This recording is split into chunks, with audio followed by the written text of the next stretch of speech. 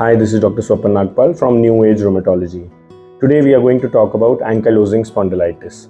Ankylosing Spondylitis is an autoimmune disease that generally affects the young adult male population. Now these patients come to us with symptoms of low backache and stiffness in the lower back.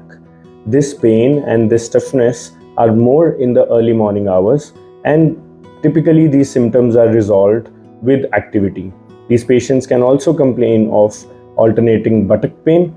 They can have redness of eyes, which could mean they have uveitis. They might also have a skin disease along with it called psoriasis. These patients also might have a strong family history of backache or diagnosed spondylitis in the family. They typically respond very well to drugs such as painkillers. Now, how to diagnose ankylosing spondylitis?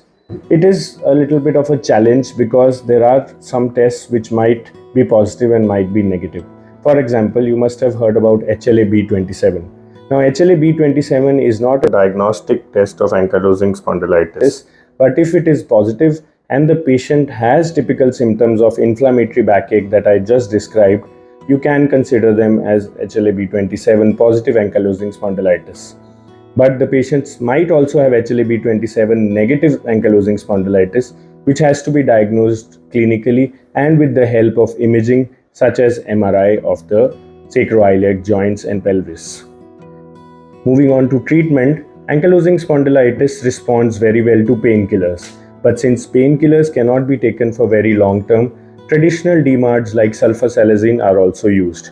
But the newer biologics and small molecules are the treatment of choice now because they have shown rapid and wonderful improvement in symptoms and also ensure control of disease activity in this condition. Thank you.